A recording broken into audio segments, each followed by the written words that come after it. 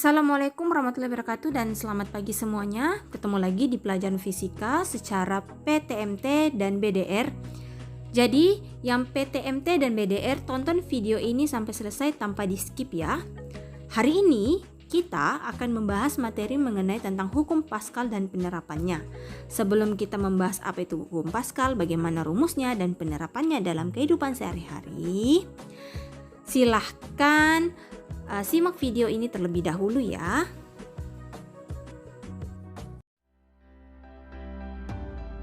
Halo sobat semua, Mr. Klik mau cerita nih. Tadi Mr. Klik pergi ke tempat cucian mobil.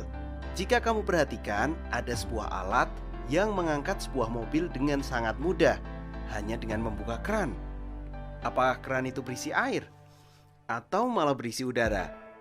Perlu kalian ketahui, alat ini dinamakan dengan pompa hidrolik. Pompa hidrolik mampu mengangkat mobil yang sangat berat. Mengapa demikian? Tahukah kamu bagaimana prinsip kerja alat tersebut sehingga mampu mengangkat mobil yang sangat berat? Dalam teori fisika, hidrolik merupakan penerapan dari hukum Pascal. Apa itu hukum Pascal? Yuk simak video berikut ini. Hal pertama yang kita bahas tentang sejarah hukum Pascal, yaitu ditemukan oleh Blaise Pascal pada tahun 1623 sampai 1662, yang merupakan ahli filsafat, ahli matematika, dan ahli fisika dari Prancis. Beliau dilahirkan di Clermont-Ferrand pada tanggal 19 Juni 1623.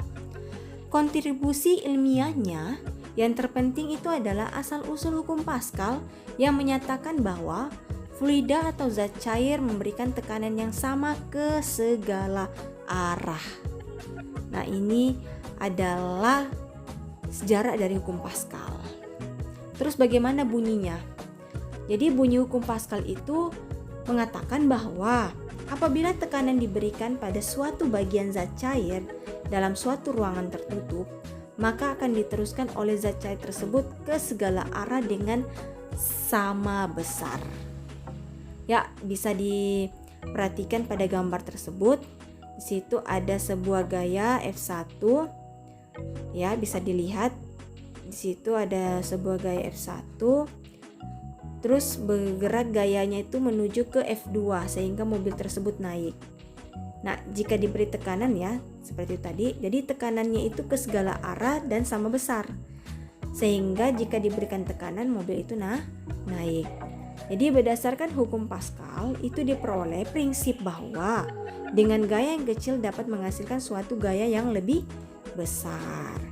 Seperti itu. Selanjutnya kita bahas tentang rumus hukum Pascal, di mana rumus hukum Pascal itu secara matematis persamaannya bisa kita tuliskan, yaitu tekanan pertama sama dengan tekanan kedua, atau P1 sebanding dengan P2, di mana bisa kita uraikan. P1 itu uraiannya adalah F1 itu dibagi dengan A1, itu dari tekanan pertama. Sedangkan untuk P2 itu bisa kita tuliskan persamaannya atau kita uraikan menjadi F2 dibagi dengan A2. Sehingga bisa kita lihat ya, rumusnya itu F1 dibagi dengan A1 sama dengan F2 dibagi dengan A2. Jadi keterangannya di situ P1 adalah tekanan pada penampang 1. Satuannya itu Pascal. Terus P2 itu adalah tekanan pada penampang kedua, yaitu Pascal. F1 itu adalah gaya pada penampang 1, satuannya adalah Newton. F2 itu adalah gaya pada penampang 2, satuannya adalah Newton. A1 adalah luas penampang pertama, satuannya adalah meter kuadrat. Dan A2 itu adalah luas penampang 2, satuan adalah meter kuadrat. Ya, kita bahas tentang contoh soal di mana sebuah dongkrak hidrolik memiliki luas penampang 2,5 meter kuadrat dan 4 meter kuadrat.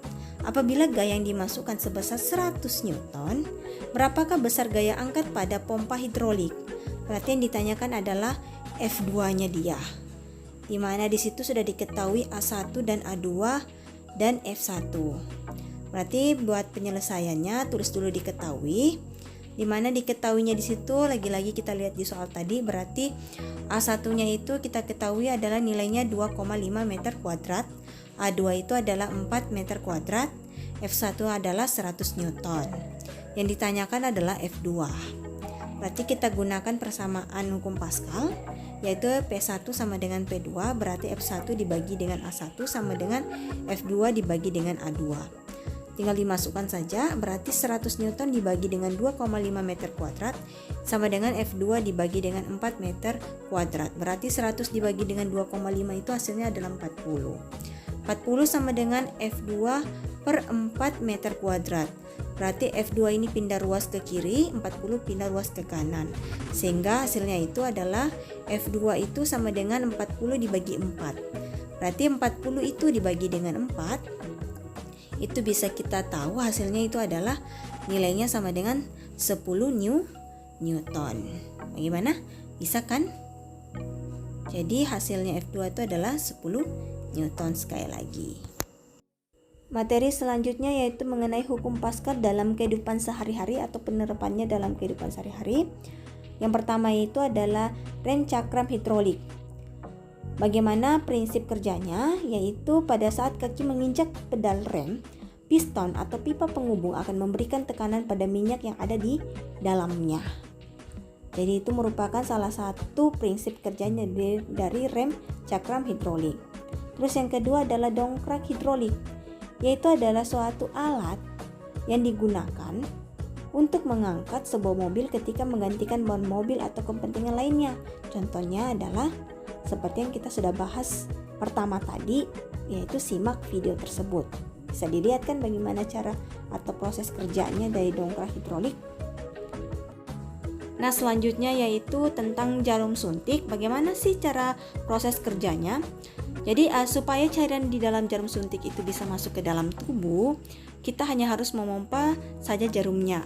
Jadi itu adalah prinsip kerja dari jarum suntik. Anak-anak kemarin sudah divaksin, berarti sudah lihat ya bagaimana proses dari jarum suntik itu atau cairan itu bisa masuk ke tubuh. Jadi salah satunya adalah memompa jarum tadi itu. Terus selanjutnya adalah mesin pengempres kapas. Bagaimana cara kerja dari mesin pengempres kapas? Yaitu gaya tekan yang dihasilkan oleh pompa yang menekan pengisap kecil sehingga pengisap besar bergerak ke atas dan mendorong kapas sehingga kapas akan menjadi padat. Nah, itu adalah prinsip kerja dari mesin pengempres kapas. Nah, yang terakhir, hukum Pascal dalam kehidupan sehari-hari itu adalah pompa sepeda. Nah, pompa sepeda hidrolik akan lebih memudahkan kita dalam memompa ban dikarenakan saat menggunakan pompa hidrolik kita hanya membutuhkan sedikit tenaga.